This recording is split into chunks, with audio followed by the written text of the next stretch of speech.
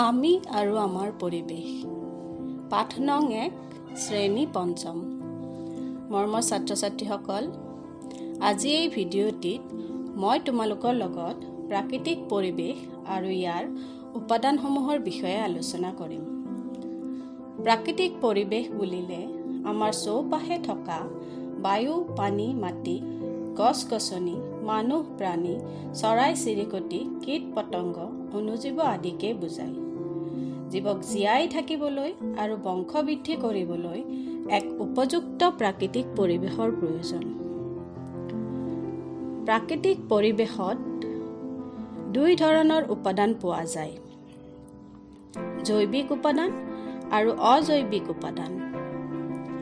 জৈৱিক আৰু অজৈৱিক উপাদানসমূহে সৃষ্টি কৰা এক উৎকৃষ্ট প্ৰাকৃতিক পৰিৱেশ হৈছে জলাভূমি, কাৰণ ইয়াত মাটি, পানী এই দুই ধৰণৰ প্ৰধান উপাদান থকাৰ উপৰিও ইয়াত বিভিন্ন ধৰণৰ উদ্ভিদ, প্ৰাণী, চৰাই-চিৰিকটি, কীট-পতংগ আৰু অণুজীৱই বাস কৰে।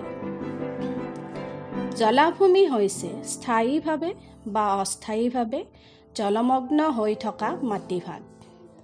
ইয়াত খাদ্যৰ বাবে জীৱবোৰে ইটোই আনটোৰ ওপৰত নিৰ্ভৰ কৰিবলগীয়া হয়। পৰিৱেশৰ জৈৱিক উপাদানবোৰৰ বিষয়ে জনোৱা হয়। উদ্ভিদ, প্ৰাণী আৰু অণুজীৱ হৈছে প্ৰাকৃতিক পৰিৱেশৰ জৈৱিক উপাদান। পৰিৱেশৰ প্ৰধান উপাদান হৈছে উদ্ভিদ। উদ্ভিদেই কেৱল নিজৰ খাদ্য নিজে প্ৰস্তুত কৰিব পাৰে। মানুহৰ বাহিৰেও আন জীৱসমূহেও খাদ্যৰ বাবে উদ্ভিদৰ ওপৰত নিৰ্ভৰ কৰিবলগীয়া হয়। পৰিৱেশ অনুসৰি উদ্ভিদৰ প্ৰকাৰ ভিন ভিন হয়। আমি সাধাৰণতে দেখি থকা বৃক্ষ, লতা, গুল্ম আৰু তৃণজাতীয় উদ্ভিদৰ উপৰিও আমাৰ পৰিৱেশত আন কিছুমান উদ্ভিদ আছে, যেনে শেলাই, ভেঁকুৰ, মছ ইত্যাদি। প্ৰাণী প্ৰাকৃতিক পৰিৱেশৰ এক অন্যতম অৱদান। প্ৰাকৃতিক পৰিৱেশ অনুসৰি ভিন ভিন প্ৰাণী ভিন ভিন পৰিৱেশত বাস কৰে, যেনে মৰুভূমিৰ প্ৰধান প্ৰাণী হ'ল উট। অতি শীতল অঞ্চলত বগা ভালুক, চিল, পেঙ্গুইন ইত্যাদি পোৱা যায়।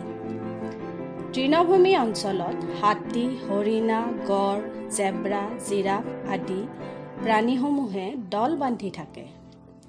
ইয়াৰ উপৰিও ইয়াত বাঘ, সিংহ, ভালুক আদি মাংসভোজী প্ৰাণীয়েও বাস কৰে। অণুজীৱ। এইবোৰ জীৱ ইমানেই সৰু যে ইয়াক খালী চকুৰে দেখা পোৱা নাযায়। ইহঁত বায়ু, পানী, মাটি সকলোতে থাকে। ইহঁতক অণুবীক্ষণ যন্ত্ৰৰ সহায়তহে দেখা পোৱা যায়। পৰিৱেশৰ অজৈৱিক উপাদানসমূহ হৈছে বায়ু, পানী, মাটি, সূৰ্যৰ পোহৰ আদি। বায়ু হ'ল পৰিৱেশৰ এক গুৰুত্বপূৰ্ণ উপাদান। বায়ু নহ'লে কোনো জীৱ জীয়াই থাকিব নোৱাৰে। বায়ু আমাৰ চাৰিওফালে আছে। বতাহৰ জৰিয়তে আমি বায়ুৰ উপস্থিতি অনুভৱ কৰোঁ। বায়ুৰ উপস্থিতিৰ বাবেই জীৱজগতৰ বসবাস সম্ভৱ হৈছে। পানী পৰিৱেশৰ অতি প্ৰয়োজনীয় অজৈৱিক উপাদান। পানী অবিহনে জীৱজগত জীয়াই থাকিব নোৱাৰে। পৃথিৱীৰ বেছিভাগেই পানীয়ে আগুৰি আছে। পৰিৱেশৰ আন এক প্ৰয়োজনীয় অজৈৱিক উপাদান হৈছে মাটি। উদ্ভিদ আৰু প্ৰাণী জগতৰ বাবে মাটিৰ প্ৰয়োজন। মাটিৰ গুণাগুণৰ ওপৰত ভিত্তি কৰি কৃষি কাৰ্য কৰা হয়। সূৰ্যৰ পোহৰ আন এক অজৈৱিক উপাদান।